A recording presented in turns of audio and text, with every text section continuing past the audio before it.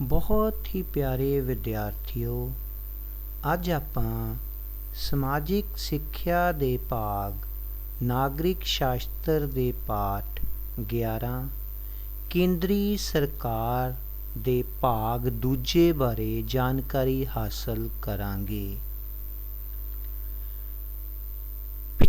ਭਾਗ ਪਹਿਲੇ ਦੇ ਵਿੱਚ ਆਪਾਂ ਵੇਖਿਆ ਸੀ ਕਿ ਸੰਸਦ ਦੀਆਂ ਕਿਹੜੀਆਂ ਸ਼ਕਤੀਆਂ ਹੁੰਦੀਆਂ ਹਨ ਤੇ ਉੱਥੇ ਕਿਹੜੇ ਕੰਮ ਕੀਤੇ ਜਾਂਦੇ ਹਨ। ਅੱਜ ਦੇ ਇਸ ਪਾਠ ਵਿੱਚ ਆਪਾਂ ਸ਼ੁਰੂਆਤ ਵਿਧਾਇਕ ਵਿਧੀ ਜਾਂ ਪ੍ਰੋਸੀਜਰ ਆਫ ਲਾ ਮੇਕਿੰਗ ਦੇ ਨਾਲ ਕਰਾਂਗੇ। ਮੁੱਖ ਰੂਪ ਵਿੱਚ ਬਿੱਲ ਦੋ ਪ੍ਰਕਾਰ ਦੇ ਹੁੰਦੇ ਹਨ, ਸਧਾਰਨ ਬਿੱਲ ਅਤੇ ਵਿੱਤ ਬਿੱਲ। ਜਿਨ੍ਹਾਂ ਬਿੱਲਾਂ ਦਾ ਸੰਬੰਧ ਧਨ ਨਾਲ ਹੁੰਦਾ ਹੈ ਉਹਨਾਂ ਨੂੰ ਸਧਾਰਨ ਬਿੱਲ ਕਿਹਾ ਜਾਂਦਾ ਹੈ। ਵਿੱਤ ਬਿੱਲ ਉਹ ਹੁੰਦੇ ਹਨ ਜਿਸ ਦਾ ਸੰਬੰਧ ਸਰਕਾਰ ਦੇ ਖਰਚੇ, ਕਰ ਲਗਾਉਣ ਜਾਂ ਉਹਨਾਂ ਵਿੱਚ ਸੋਧ ਕਰਨ ਜਾਂ ਸਮਾਪਤ ਕਰਨ ਜਾਂ ਕਰਜ਼ਾ ਲੈਣ ਨਾਲ ਹੁੰਦਾ ਹੈ। ਇਹਨਾਂ ਬਿੱਲਾਂ ਨੂੰ ਪੇਸ਼ ਅਤੇ ਪਾਸ ਕਰਨ ਦੀਆਂ ਵੱਖੋ ਵੱਖਰੀਆਂ ਵਿਧੀਆਂ ਹਨ। ਕਹਿਣ ਦਾ ਮਤਲਬ ਇਹ ਹੈ ਕਿ ਜਿਹੜਾ ਬਿੱਲ ਸੰਸਦ ਵਿੱਚ ਪੇਸ਼ ਕੀਤਾ ਜਾਂਦਾ ਹੈ ਉਹ ਮੁੱਖ ਰੂਪ ਵਿੱਚ ਦੋ ਤਰ੍ਹਾਂ ਦਾ ਹੁੰਦਾ ਹੈ, ਸਧਾਰਨ ਬਿੱਲ ਅਤੇ ਵਿੱਤ ਬਿੱਲ। ਜਿਹੜਾ ਵਿੱਤ ਬਿੱਲ ਹੁੰਦਾ ਹੈ ਉਹ ਸਿੱਧਾ ਸਰਕਾਰ ਦੇ ਖਰਚੇ, ਕਰ ਲਗਾਉਣ, ਉਹਨਾਂ 'ਚ ਸੋਧ ਕਰਨ ਜਾਂ ਉਹਨਾਂ ਨੂੰ ਸਮਾਪਤ ਕਰਨ ਦੇ ਨਾਲ ਸੰਬੰਧਿਤ ਹੁੰਦਾ ਹੈ। ਹੁਣ ਆਪਾਂ ਦੇਖਾਂਗੇ ਕਿ ਇਸ ਨੂੰ ਪੇਸ਼ ਕਰਨ ਦੀਆਂ ਵਿਧੀਆਂ ਕਿਹੜੀਆਂ ਹਨ। ਸਧਾਰਨ ਬਿੱਲ। ਜਦੋਂ ਆਪਾਂ ਸਧਾਰਨ ਬਿੱਲ ਦੀ ਗੱਲ ਕਰਦੇ ਹਾਂ ਤਾਂ ਇਸ ਨੂੰ ਸੰਸਦ ਦੇ ਕਿਸੇ ਵੀ ਸਦਨ ਵਿੱਚ ਪੇਸ਼ ਕੀਤਾ ਜਾ ਸਕਦਾ ਹੈ। ਬਿੱਲ ਕਿਸੇ ਮੰਤਰੀ ਜਾਂ ਮੈਂਬਰ ਵੱਲੋਂ ਪੇਸ਼ ਕੀਤਾ ਜਾ ਸਕਦਾ ਹੈ। ਬਿੱਲ ਪੇਸ਼ ਹੋਣ 'ਤੇ ਇਸ ਨੂੰ ਕਈ ਪੜਾਵਾਂ ਵਿੱਚੋਂ ਲੰਘਣਾ ਪੈਂਦਾ ਹੈ ਅਤੇ ਹਰ ਪੜਾਅ 'ਤੇ ਇਸ ਬਾਰੇ ਚਰਚਾ ਹੁੰਦੀ ਹੈ। ਵੱਖ-ਵੱਖ ਦਲਾਂ ਦੇ ਮੈਂਬਰ ਬਿੱਲ 'ਤੇ ਆਪਣੇ ਵਿਚਾਰ ਪ੍ਰਗਟਾਉਂਦੇ ਹਨ ਅਤੇ ਸੁਝਾਅ ਦਿੰਦੇ ਹਨ। ਕਹਿਣ ਦਾ ਭਾਵ ਇਹ ਹੈ ਕਿ ਜਦੋਂ ਸਧਾਰਨ ਬਿੱਲ ਜਿਹੜਾ ਹੈ ਜਦੋਂ ਸੰਸਦ ਦੇ ਕਿਸੇ ਵੀ ਸਦਨ ਵਿੱਚ ਪੇਸ਼ ਕੀਤਾ ਜਾਂਦਾ ਹੈ ਤੇ ਉਹਨੂੰ ਕਈ ਪੜਾਵਾਂ ਵਿੱਚੋਂ ਗੁਜ਼ਰਨਾ ਪੈਂਦਾ ਹੈ ਤੇ ਅਖੀਰ ਉਸ 'ਤੇ ਚਰਚਾ ਹੁੰਦੀ ਹੈ ਤੇ ਮੈਂਬਰ ਜੋ ਹਨ ਉਹ ਇਸ ਉੱਤੇ ਆਪਣੇ ਵਿਚਾਰ ਦਿੰਦੇ ਹਨ। ਪਹਿਲਾ ਪੜਾਅ, ਬਿੱਲ ਦਾ ਪੇਸ਼ ਹੋਣਾ। ਬਿੱਲ ਦਾ ਪੇਸ਼ ਹੋਣਾ ਅਤੇ ਪਹਿਲੀ ਪੜ੍ਹਤ ਇਸ ਦਾ ਪਹਿਲਾ ਪੜਾਅ ਹੈ। ਜਦੋਂ ਬਿੱਲ ਪੇਸ਼ ਕੀਤਾ ਜਾਂਦਾ ਹੈ ਇਸ ਦੇ ਉਦੇਸ਼ ਅਤੇ ਬਿੱਲ ਪੇਸ਼ ਕਰਨ ਦੇ ਕਾਰਨ ਦੱਸੇ ਜਾਂਦੇ ਹਨ। ਇਸ ਦਾ ਮਤਲਬ ਇਹ ਹੈ ਕਿ ਜਦੋਂ ਬਿੱਲ ਪੇਸ਼ ਕੀਤਾ ਜਾਂਦਾ ਹੈ ਉਹ ਕਿਉਂ ਪੇਸ਼ ਕੀਤਾ ਜਾ ਰਿਹਾ ਹੈ, ਕਿਹਨਾਂ ਕਾਰਨਾਂ ਕਰਕੇ ਪੇਸ਼ ਕੀਤਾ ਜਾ ਰਿਹਾ ਹੈ, ਇਹ ਦੱਸਣਾ ਪੈਂਦਾ ਹੈ। ਬਿੱਲ ਦੇ ਇਸ ਪੜਾਅ 'ਤੇ ਬਹਿਸ ਨਹੀਂ ਹੁੰਦੀ। ਅਗਰ ਸਦਨ ਬਿੱਲ 'ਤੇ ਸਹਿਮਤ ਹੋ ਜਾਂਦਾ ਹੈ ਤਾਂ ਬਿੱਲ ਅਗਲੇ ਪੜਾਅ ਵੱਲ ਵੱਧਦਾ ਹੈ। ਇਸ ਪ੍ਰਕਿਰਿਆ ਨੂੰ ਬਿੱਲ ਦੀ ਪਹਿਲੀ ਪੜ੍ਹਤ ਕਿਹਾ ਜਾਂਦਾ ਹੈ। ਦੂਜਾ ਪੜਾਅ, ਬਿੱਲ ਦੀ ਦੂਜੀ ਪੜ੍ਹਤ ਦੌਰਾਨ ਇਸ 'ਤੇ ਬਹਿਸ ਹੁੰਦੀ ਹੈ। ਬਿੱਲ ਦੇ ਹਰੇਕ ਅਨੁਛੇਦ ਜਾਂ ਧਾਰਾ ਉੱਤੇ ਵਿਸਥਾਰ ਨਾਲ ਬਹਿਸ ਕੀਤੀ ਜਾਂਦੀ ਹੈ। ਇਸ ਪੜਾਅ ਉੱਤੇ ਬਿੱਲ ਵਿੱਚ ਕੁਝ ਪਰਿਵਰਤਨ ਵੀ ਕੀਤੇ ਜਾਂਦੇ ਹਨ। ਕਈ ਵਾਰ ਬਿੱਲ ਕਿਸੇ ਵਿਸ਼ੇਸ਼ ਜਾਂ ਛੋਟੀ ਕਮੇਟੀ ਪਾਸ ਭੇਜ ਦਿੱਤਾ ਜਾਂਦਾ ਹੈ। ਕਹਿਣ ਦਾ ਭਾਵ ਇਹ ਹੈ ਕਿ ਦੂਸਰੇ ਪੜਾਅ ਦੇ ਦੌਰਾਨ ਇਸ ਦੀ ਹਰ ਇੱਕ ਗੱਲ ਦੇ ਉੱਤੇ ਧਿਆਨ ਦੇ ਨਾਲ ਬਹਿਸ ਕੀਤੀ ਜਾਂਦੀ ਹੈ ਤੇ ਜੇ ਕੁਝ ਪਰਿਵਰਤਨ ਦੀ ਲੋੜ ਹੋਵੇ ਤਾਂ ਉਹ ਵੀ ਕਰ ਦਿੱਤਾ ਜਾਂਦਾ ਹੈ। ਬਿੱਲ ਉੱਤੇ ਮਤਦਾਨ। ਜਦੋਂ ਇਹ ਬਿੱਲ ਕਮੇਟੀ ਕੋਲੋਂ ਪਾਸ ਹੋ ਜਾਂਦਾ ਹੈ ਤਾਂ ਮਗਰੋਂ ਇਸ 'ਤੇ ਵੋਟਾਂ ਪਾਈਆਂ ਜਾਂਦੀਆਂ ਹਨ ਅਤੇ ਜੇਕਰ ਸਦਨ ਵਿੱਚ ਬਹੁਮਤ ਹੋ ਜਾਵੇ ਤਾਂ ਇਹ ਬਿੱਲ ਸਦਨ ਵੱਲੋਂ ਪਾਸ ਹੋ ਜਾਂਦਾ ਹੈ। ਬਿੱਲ ਦੂਸਰੇ ਸਦਨ ਵਿੱਚ। ਲੋਕ ਸਭਾ ਅਤੇ ਰਾਜ ਸਭਾ ਦੀ ਜਦੋਂ ਆਪਾਂ ਗੱਲ ਕਰ ਰਹੇ ਸੀ ਉਦੋਂ ਆਪਾਂ ਇਹ ਦੇਖਿਆ ਸੀ ਕਿ ਸੰਸਦ ਦੇ ਦੋ ਇਹ ਆਪਣੇ ਸਦਨ ਹਨ। ਜਦੋਂ ਇਹ ਲੋਕ ਸਭਾ ਵਿੱਚੋਂ ਪਾਸ ਹੋ ਜਾਂਦਾ ਹੈ ਜਾਂ ਇੱਕ ਸਦਨ ਵਿੱਚੋਂ ਪਾਸ ਹੋ ਜਾਂਦਾ ਹੈ ਤਾਂ ਬਿੱਲ ਨੂੰ ਦੂਸਰੇ ਸਦਨ ਵਿੱਚ ਪੇਸ਼ ਕੀਤਾ ਜਾਂਦਾ ਹੈ। ਇੱਕ ਸਦਨ ਵਿੱਚੋਂ ਪਾਸ ਹੋਣ ਉਪਰੰਤ ਇਸ ਨੂੰ ਦੂਜੇ ਸਦਨ ਵਿੱਚ ਭੇਜ ਦਿੱਤਾ ਜਾਂਦਾ ਹੈ। ਦੂਜੇ ਸਦਨ ਵਿੱਚ ਵੀ ਬਿੱਲ ਨੂੰ ਪਹਿਲੇ ਸਦਨ ਵਾਂਗ ਉਹਨਾਂ ਹੀ ਪੜਾਵਾਂ ਵਿੱਚੋਂ ਗੁਜ਼ਰਨਾ ਪੈਂਦਾ ਹੈ। ਅਗਰ ਇਹ ਸਦਨ ਵੀ ਪਾਸ ਕਰ ਦਿੰਦਾ ਹੈ ਤਾਂ ਬਿੱਲ ਰਾਸ਼ਟਰਪਤੀ ਦੀ ਮਨਜ਼ੂਰੀ ਲਈ ਪੇਸ਼ ਕੀਤਾ ਜਾਂਦਾ ਹੈ। ਰਾਸ਼ਟਰਪਤੀ ਦੀ ਮਨਜ਼ੂਰੀ। ਰਾਸ਼ਟਰਪਤੀ ਦੀ ਮਨਜ਼ੂਰੀ ਤੋਂ ਬਾਅਦ ਇਹ ਬਿੱਲ ਕਾਨੂੰਨ ਬਣ ਜਾਂਦਾ ਹੈ ਅਤੇ ਭਾਰਤ ਦੀ ਕਾਨੂੰਨ ਪੁਸਤਕ ਵਿੱਚ ਦਰਜ ਕਰ ਦਿੱਤਾ ਜਾਂਦਾ ਹੈ। ਇਸ ਤਰੀਕੇ ਦੇ ਨਾਲ ਜਦੋਂ ਕੋਈ ਬਿੱਲ ਸਦਨ ਵਿੱਚ ਪੇਸ਼ ਕਰ ਦਿੱਤਾ ਜਾਂਦਾ ਹੈ ਤਾਂ ਉਸ ਦੀਆਂ ਸਾਰੀਆਂ ਧਾਰਾਵਾਂ 'ਤੇ ਬਹਿਸ ਹੋਣ ਉਪਰੰਤ ਇੱਕ ਸਦਨ ਤੋਂ ਦੂਸਰੇ ਸਦਨ ਅਤੇ ਦੂਸਰੇ ਸਦਨ ਤੋਂ ਪਾਸ ਹੋਣ ਉਪਰੰਤ ਰਾਸ਼ਟਰਪਤੀ ਦੀ ਮਨਜ਼ੂਰੀ ਲਈ ਭੇਜਿਆ ਜਾਂਦਾ ਹੈ ਅਤੇ ਰਾਸ਼ਟਰਪਤੀ ਦੀ ਮਨਜ਼ੂਰੀ ਮਿਲਣ ਤੋਂ ਬਾਅਦ ਇਹ ਬਿੱਲ ਕਾਨੂੰਨ ਦਾ ਰੂਪ ਲੈ ਲੈਂਦਾ ਹੈ। ਇਸ ਤਰੀਕੇ ਨਾਲ ਇਹ ਬਿੱਲ ਜਿਹੜਾ ਹੈ ਉਹ ਕਾਨੂੰਨ ਬਣ ਜਾਂਦਾ ਹੈ। ਵਿੱਤ ਬਿੱਲ। ਪਹਿਲੇ ਆਪਾਂ ਗੱਲ ਕੀਤੀ ਹੈ ਸਧਾਰਨ ਬਿੱਲ। ਹੁਣ ਬੱਚਿਓ ਆਪਾਂ ਗੱਲ ਕਰਾਂਗੇ ਵਿੱਤ ਬਿੱਲ। ਵਿੱਤ ਬਿੱਲ ਕਰ ਲਗਾਉਣ, ਸਮਾਪਤ ਕਰਨ, ਘੱਟ ਕਰਨ ਜਾਂ ਧਨ ਉਧਾਰ ਲੈਣ ਜਾਂ ਦੇਣ ਨਾਲ ਜਾਂ ਮਦਾਂ ਨਾਲ ਸੰਬੰਧਿਤ ਹੁੰਦਾ ਹੈ। ਯਾਨੀ ਕਿ ਸਿੱਧੇ ਤਰੀਕੇ ਦੇ ਨਾਲ ਜਿਹੜਾ ਬਿੱਲ ਪੈਸੇ ਦੇ ਨਾਲ ਜਾਂ ਖਜ਼ਾਨੇ ਦੇ ਨਾਲ ਸੰਬੰਧਿਤ ਹੁੰਦਾ ਹੈ ਉਸ ਨੂੰ ਵਿੱਤ ਬਿੱਲ ਕਹਿ ਦਿੰਦੇ ਹਾਂ। ਸੰਵਿਧਾਨ ਅਨੁਸਾਰ ਰਾਸ਼ਟਰਪਤੀ ਨੂੰ ਹਰੇਕ ਸਾਲ ਬਜਟ ਨੂੰ ਤਿਆਰ ਕਰਵਾਉਣ ਅਤੇ ਸੰਸਦ ਦੇ ਦੋਹਾਂ ਸਦਨਾਂ ਸਾਹਮਣੇ ਪੇਸ਼ ਕਰਨ ਜ਼ਰੂਰੀ ਹੈ। ਬਜਟ ਪੇਸ਼ ਹੋਣ 'ਤੇ 3 ਦਿਨਾਂ ਮਗਰੋਂ ਬਜਟ ਉੱਤੇ ਦੋਹਾਂ ਸਦਨਾਂ ਵਿੱਚ ਆਮ ਬਹਿਸ ਹੁੰਦੀ ਹੈ। ਬਜਟ ਉੱਪਰ ਆਮ ਬਹਿਸ ਅਤੇ ਵੱਖ-ਵੱਖ ਮੰਗਾਂ ਉੱਪਰ ਵਿਚਾਰ ਕਰਨ ਮਗਰੋਂ ਇਹ ਪਾਸ ਕੀਤਾ ਜਾਂਦਾ ਹੈ। ਮੰਗਾਂ ਉੱਤੇ ਵਿਚਾਰ ਵਟਾਂਦਰਾ ਕਰਨ ਤੋਂ ਬਾਅਦ ਇਸ ਨੂੰ ਇੱਕ ਬਿੱਲ ਦੇ ਰੂਪ ਵਿੱਚ ਲੋਕ ਸਭਾ ਵਿੱਚ ਪੇਸ਼ ਕੀਤਾ ਜਾਂਦਾ ਹੈ। ਕਹਿਣ ਦਾ ਮਤਲਬ ਇਹ ਹੈ ਕਿ ਜਿਹੜਾ ਬਿੱਲ ਵਿੱਤ ਬਿੱਲ ਹੈ ਉਹ ਜਦੋਂ ਲੋਕ ਸਭਾ ਵਿੱਚ ਪੇਸ਼ ਕੀਤਾ ਜਾਂਦਾ ਹੈ ਅਤੇ ਉਸ ਦੇ ਉੱਤੇ ਸਾਰੀਆਂ ਮੰਗਾਂ 'ਤੇ ਵਿਚਾਰ ਵਟਾਂਦਰਾ ਕਰਨ ਤੋਂ ਬਾਅਦ ਇਸ ਬਿੱਲ ਨੂੰ ਲੋਕ ਸਭਾ ਵਿੱਚ ਜਦੋਂ ਪੇਸ਼ ਕੀਤਾ ਜਾਂਦਾ ਹੈ ਤਾਂ ਲੋਕ ਸਭਾ ਤੋਂ ਪਾਸ ਹੋਣ ਉਪਰੰਤ ਰਾਜ ਸਭਾ ਕੋਲ ਸਿਫਾਰਿਸ਼ ਕਰਨ ਲਈ ਭੇਜਿਆ ਜਾਂਦਾ ਹੈ ਅਤੇ 14 ਦਿਨਾਂ ਦੇ ਅੰਦਰ ਅੰਦਰ ਰਾਜ ਸਭਾ ਨੇ ਆਪਣੀਆਂ ਸਿਫਾਰਸ਼ਾਂ ਸਹਿਤ ਇਸ ਨੂੰ ਵਾਪਸ ਭੇਜਣਾ ਹੁੰਦਾ ਹੈ। ਜੇ ਇਹ ਬਿੱਲ 14 ਦਿਨਾਂ ਵਿੱਚ ਵਾਪਸ ਨਹੀਂ ਵੀ ਆਉਂਦਾ ਤਾਂ ਇਹ ਬਿੱਲ ਰਾਸ਼ਟਰਪਤੀ ਦੀ ਪ੍ਰਵਾਨਗੀ ਲਈ ਭੇਜ ਦਿੱਤਾ ਜਾਂਦਾ ਹੈ। ਰਾਸ਼ਟਰਪਤੀ ਦੀ ਪ੍ਰਵਾਨਗੀ ਤੋਂ ਬਾਅਦ ਧਨ ਬਿੱਲ ਵਿੱਤੀ ਕਾਨੂੰਨ ਬਣ ਜਾਂਦਾ ਹੈ।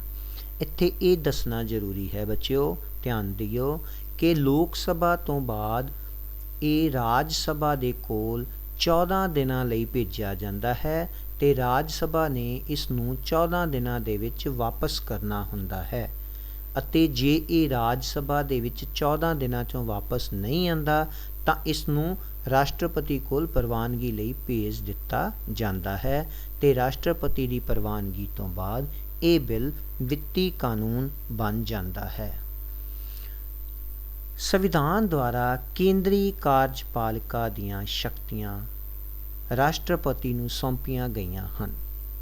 ਪਿਆਰੇ ਵਿਦਿਆਰਥੀਓ, ਇਹ ਗੱਲ ਇਹ ਹੈ ਕਿ ਇੱਥੇ ਰਾਸ਼ਟਰਪਤੀ ਮੁਖੀ ਤਾਂ ਹੈ ਪਰ ਉਹ ਨਾਮ ਮਾਤਰ ਦਾ ਮੁਖੀ ਹੈ। ਅਸਲ ਸ਼ਕਤੀਆਂ ਜੋ ਹਨ ਉਹ ਕਾਰਜਪਾਲਿਕਾ ਦੇ ਕੋਲ ਹਨ। ਕਾਰਜਪਾਲਿਕਾ ਦੇ ਵਿੱਚ ਪ੍ਰਧਾਨ ਮੰਤਰੀ ਅਤੇ ਉਸ ਦੇ ਮੰਤਰੀ ਆ ਜਾਂਦੇ ਹਨ। ਇਸ ਲਈ ਸੰਵਿਧਾਨ ਦੁਆਰਾ ਕੇਂਦਰੀ ਕਾਰਜਪਾਲਿਕਾ ਦੀਆਂ ਸ਼ਕਤੀਆਂ ਰਾਸ਼ਟਰਪਤੀ ਨੂੰ ਸੌਂਪੀਆਂ ਗਈਆਂ ਹਨ। ਰਾਸ਼ਟਰਪਤੀ ਇਹਨਾਂ ਸ਼ਕਤੀਆਂ ਦੀ ਵਰਤੋਂ ਮੰਤਰੀ ਪ੍ਰੀਸ਼ਦ ਦੀ ਸਲਾਹ ਅਨੁਸਾਰ ਕਰਦਾ ਹੈ, ਜਦਕਿ ਪ੍ਰਸ਼ਾਸਨ ਸੰਬੰਧੀ ਸਾਰੇ ਫੈਸਲੇ ਮੰਤਰੀ ਪ੍ਰੀਸ਼ਦ ਹੀ ਕਰਦੀ ਹੈ। ਰਾਸ਼ਟਰਪਤੀ ਉਹਨਾਂ 'ਤੇ ਕੇਵਲ ਹਸਤਾਖਰ ਕਰਦਾ ਹੈ। ਸੰਖੇਪ ਵਿੱਚ, ਭਾਰਤ ਦਾ ਰਾਸ਼ਟਰਪਤੀ ਦੇਸ਼ ਦੀ ਕਾਰਜਪਾਲਿਕਾ ਦਾ ਸੰਵਿਧਾਨਿਕ ਮੁਖੀ ਹੁੰਦਾ ਹੈ, ਜਦਕਿ ਪ੍ਰਧਾਨ ਮੰਤਰੀ ਸਮੇਤ ਮੰਤਰੀ ਪ੍ਰੀਸ਼ਦ ਦੇਸ਼ ਦੀ ਵਾਸਤਵਿਕ ਕਾਰਜਪਾਲਿਕਾ ਹੁੰਦੇ ਹੈ। ਕਹਿਣ ਦਾ ਮਤਲਬ ਇਹ ਹੈ ਕਿ ਰਾਸ਼ਟਰਪਤੀ ਜੋ ਵੀ ਫੈਸਲੇ ਮੰਤਰੀ ਪ੍ਰੀਸ਼ਦ ਦੁਆਰਾ ਲਿੱਤੇ ਜਾਂਦੇ ਹਨ ਉਹਨਾਂ ਉੱਤੇ ਕੇਵਲ ਹਸਤਾਖਰ ਕਰਦਾ ਹੈ। ਜੋ ਪ੍ਰਧਾਨ ਮੰਤਰੀ ਔਰ ਉਸ ਦੀ ਮੰਤਰੀ ਪ੍ਰੀਸ਼ਦ ਦੇ ਬੰਦੇ ਹਨ ਉਹ ਵਾਸਤਵਿਕ ਕਾਰਜਪਾਲਿਕਾ ਹਨ।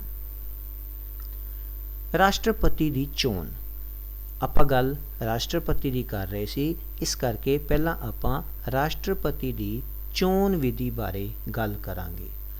ਭਾਰਤ ਦਾ ਰਾਸ਼ਟਰਪਤੀ ਜਨਤਾ ਦੇ ਪ੍ਰਤੀਨਿਧੀਆਂ ਦੁਆਰਾ ਅਪਰਤੱਖ ਢੰਗ ਨਾਲ ਚੁਣਿਆ ਜਾਂਦਾ ਹੈ। ਸੰਵਿਧਾਨ ਅਨੁਸਾਰ ਰਾਸ਼ਟਰਪਤੀ ਬਣਨ ਲਈ ਉਮੀਦਵਾਰ ਦੀਆਂ ਇਹ ਯੋਗਤਾਵਾਂ ਹੋਣੀਆਂ ਜ਼ਰੂਰੀ ਹਨ। ਜਿਸ ਵੀ ਵਿਅਕਤੀ ਨੇ ਰਾਸ਼ਟਰਪਤੀ ਬਣਨਾ ਹੁੰਦਾ ਹੈ ਉਸ ਵਿੱਚ ਕੁਝ ਯੋਗਤਾਵਾਂ ਹੋਣੀਆਂ ਜ਼ਰੂਰੀ ਹਨ, ਜਿਵੇਂ ਉਹ ਭਾਰਤ ਦਾ ਨਾਗਰਿਕ ਹੋਵੇ, 35 ਸਾਲ ਤੋਂ ਵੱਧ ਉਮਰ ਦਾ ਹੋਵੇ, ਕਿਸੇ ਸਰਕਾਰੀ ਲਾਹੇਵੰਦ ਅਹੁਦੇ 'ਤੇ ਨਾ ਹੋਵੇ, ਲੋਕ ਸਭਾ ਦਾ ਮੈਂਬਰ ਬਣਨ ਦੀ ਯੋਗਤਾ ਰੱਖਦਾ ਹੋਵੇ। ਯਾਨੀ ਕਿ ਉਸ ਦੇ ਵਿੱਚ ਇਹ ਵਾਲੀਆਂ ਯੋਗਤਾਵਾਂ ਹੋਣੀਆਂ ਜ਼ਰੂਰੀ ਹਨ। ਚੋਣ ਮੰਡਲ, ਹੁਣ ਕਿਸ ਤਰੀਕੇ ਦੇ ਨਾਲ ਰਾਸ਼ਟਰਪਤੀ ਚੁਣਿਆ ਜਾਂਦਾ ਹੈ? ਰਾਸ਼ਟਰਪਤੀ ਇੱਕ ਚੋਣ ਮੰਡਲ ਦੁਆਰਾ ਚੁਣਿਆ ਜਾਂਦਾ ਹੈ।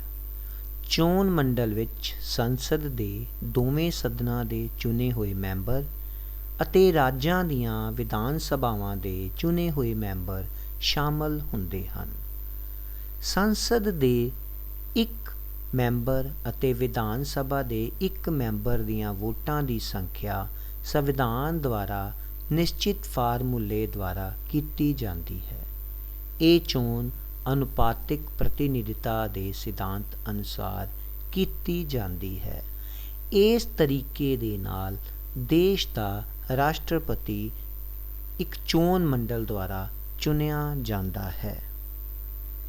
ਪਿਆਰੇ ਵਿਦਿਆਰਥੀਓ, ਰਾਸ਼ਟਰਪਤੀ ਦਾ ਕਾਰਜਕਾਲ ਕਿੰਨੀ ਦੇਰ ਦਾ ਹੁੰਦਾ ਹੈ? ਰਾਸ਼ਟਰਪਤੀ ਦਾ ਕਾਰਜਕਾਲ 5 ਸਾਲ ਦਾ ਹੁੰਦਾ ਹੈ। ਉਮੀਦਵਾਰ ਰਾਸ਼ਟਰਪਤੀ ਦੇ ਪਦ ਲਈ ਦੂਜੀ ਵਾਰ ਵੀ ਚੋਣ ਲੜ ਸਕਦਾ ਹੈ।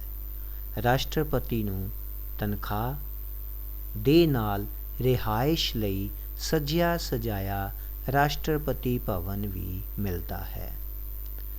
ਰਾਸ਼ਟਰਪਤੀ 'ਤੇ ਸੰਵਿਧਾਨ ਦੀ ਉਲੰਘਣਾ ਕਰਨ 'ਤੇ ਮਹਾਦੋਸ਼ ਦਾ ਮੁਕੱਦਮਾ ਚਲਾ ਕੇ ਨਿਸ਼ਚਿਤ ਸਮੇਂ ਤੋਂ ਪਹਿਲਾਂ ਵੀ ਹਟਾਇਆ ਜਾ ਸਕਦਾ ਹੈ।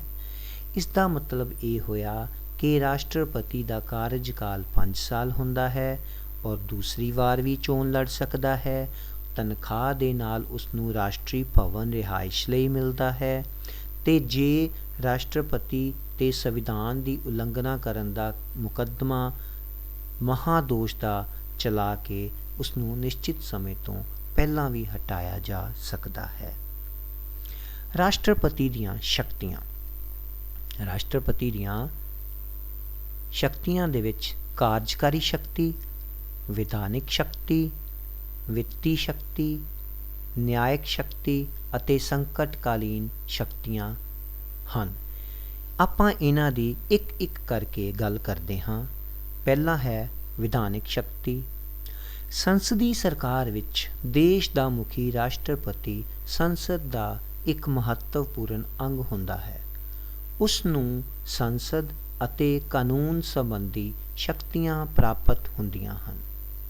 ਰਾਸ਼ਟਰਪਤੀ ਸੰਸਦ ਦੀਆਂ ਬੈਠਕਾਂ ਬੁਲਾਉਂਦਾ ਹੈ ਅਤੇ ਸਥਗਿਤ ਕਰਦਾ ਹੈ।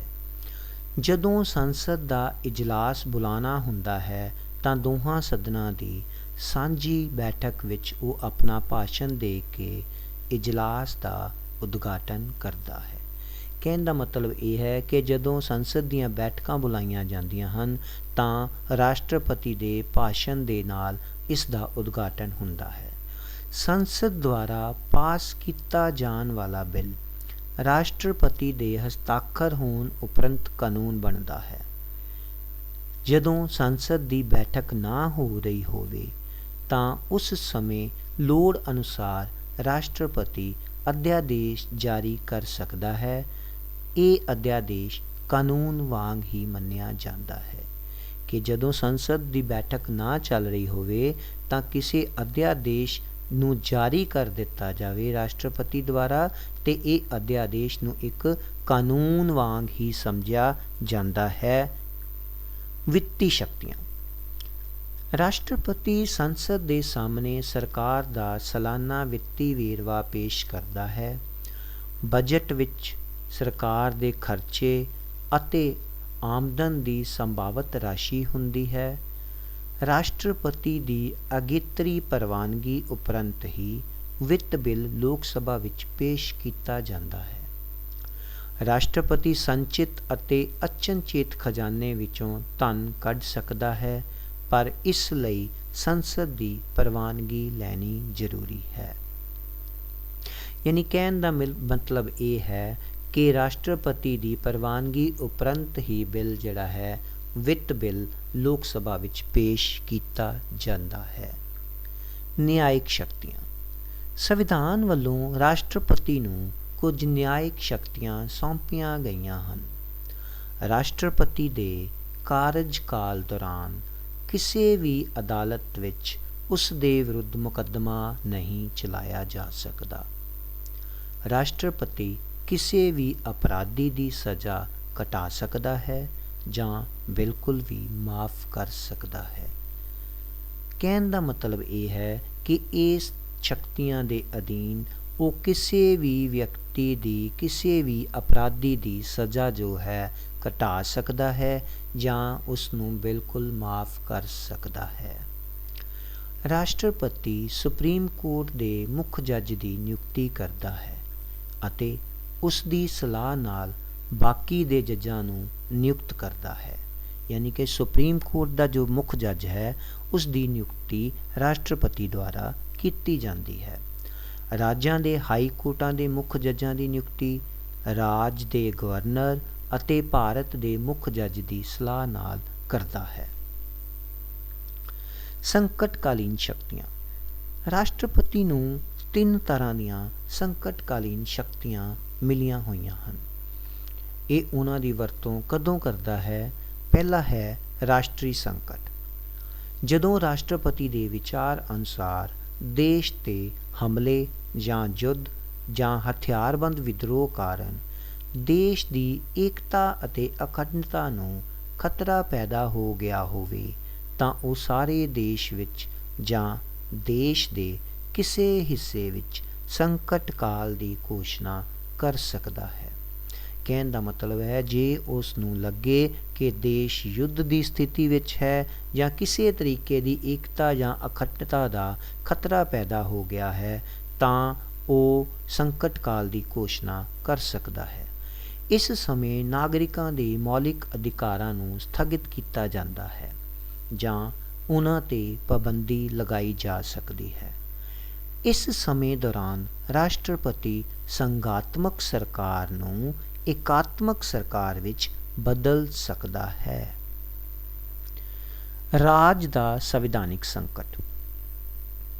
ਜੇਕਰ ਰਾਸ਼ਟਰਪਤੀ ਨੂੰ ਰਾਜਪਾਲ ਦੁਆਰਾ ਭੇਜੀ ਗਈ ਰਿਪੋਰਟ ਜਾਂ ਕਿਸੇ ਹੋਰ ਸਾਧਨ ਤੋਂ ਸੂਚਨਾ ਮਿਲਣ 'ਤੇ ਇਹ ਭਰੋਸਾ ਹੋ ਜਾਵੇ ਕਿ ਰਾਜ ਵਿੱਚ ਸੰਵਿਧਾਨਿਕ ਮਸ਼ੀਨਰੀ ਫੇਲ ਹੋ ਗਈ ਹੈ, ਜਾਂ ਜਦੋਂ ਰਾਜ ਦੇ ਸ਼ਾਸਨ ਨੂੰ ਸੰਵਿਧਾਨ ਅਨੁਸਾਰ ਨਾ ਚਲਾਇਆ ਜਾ ਰਿਹਾ ਹੋਵੇ, ਕਿ ਉਸ ਨੂੰ ਇਹ ਭਰੋਸਾ ਹੋ ਜਾਵੇ ਕਿ ਕਿਸੇ ਰਾਜ ਵਿੱਚ ਸੰਵਿਧਾਨਿਕ ਤਰੀਕੇ ਦਾ ਰਾਜ ਨਹੀਂ ਚੱਲ ਰਿਹਾ, ਤਾਂ ਰਾਸ਼ਟਰਪਤੀ ਉਸ ਰਾਜ ਵਿੱਚ ਸੰਕਟ ਕਾਲ ਦੀ ਘੋਸ਼ਣਾ ਕਰ ਸਕਦਾ ਹੈ। ਪਿਆਰੇ ਵਿਦਿਆਰਥੀਓ, ਇਸ ਸਮੇਂ ਉਹ ਰਾਜ ਦੀ ਕਾਰਜਪਾਲਿਕਾ ਦੇ ਸਾਰੇ ਕੰਮਾਂ ਅਤੇ ਸ਼ਕਤੀਆਂ ਨੂੰ ਆਪਣੇ ਹੱਥਾਂ ਵਿੱਚ ਲੈ ਲੈਂਦਾ ਹੈ, ਰਾਜ ਦੀ ਮੰਤਰੀ ਪਰਿਸ਼ਦ ਨੂੰ ਭੰਗ ਕਰ ਦਿੰਦਾ ਹੈ।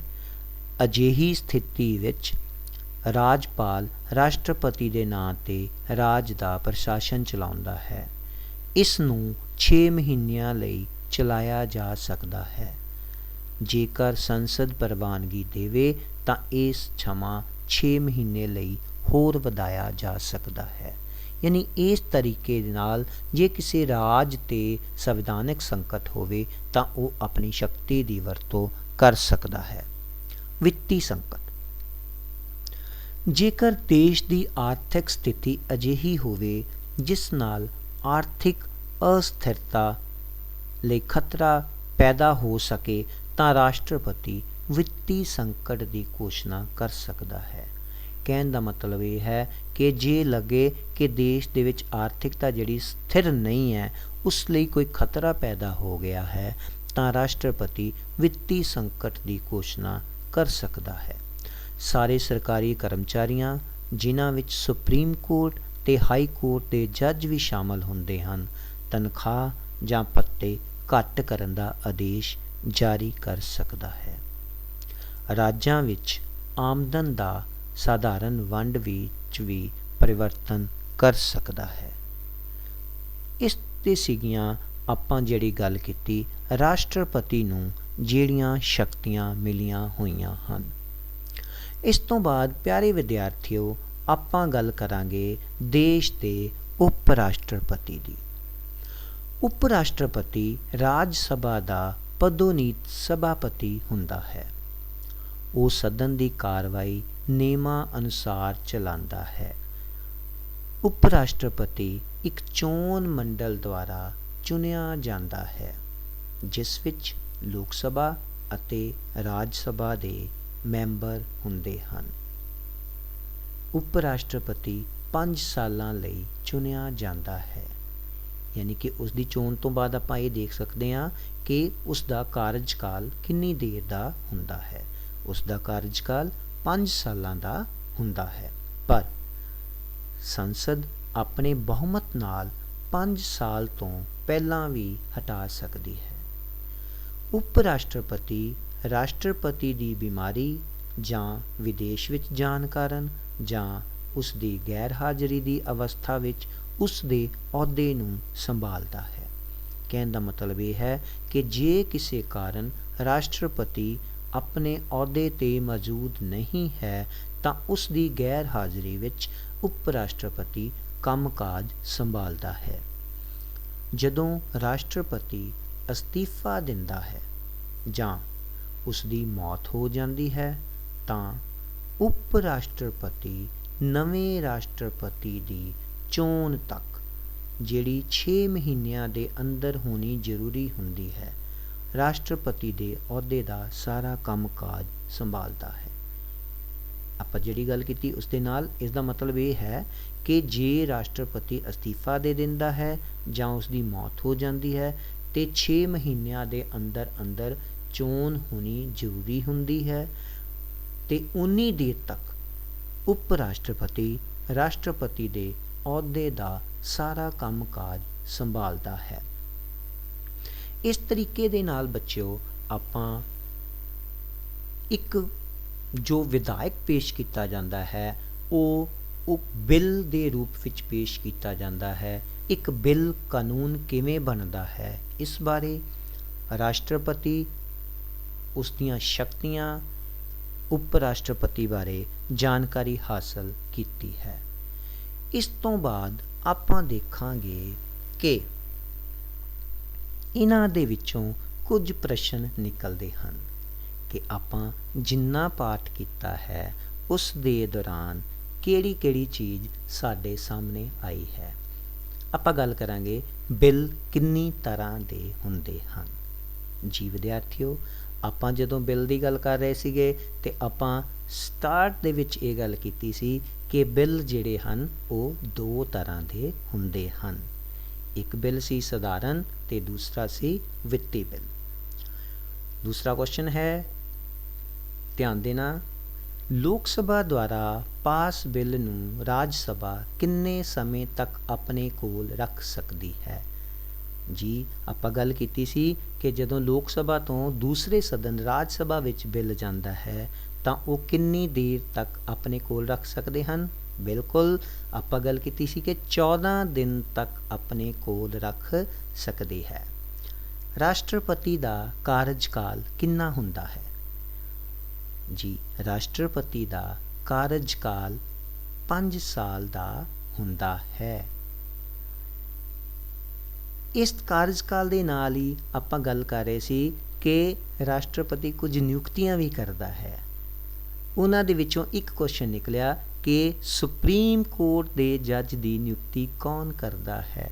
ਤਾਂ ਉੱਥੇ ਇਹ ਪ੍ਰਸ਼ਨ ਆ ਜਾਂਦਾ ਹੈ, ਇਹਦਾ ਆਨਸਰ ਕਿ ਰਾਸ਼ਟਰਪਤੀ ਦੁਆਰਾ ਸੁਪਰੀਮ ਕੋਰਟ ਦੇ ਜੱਜ ਦੀ ਨਿਯੁਕਤੀ ਕੀਤੀ ਜਾਂਦੀ ਹੈ।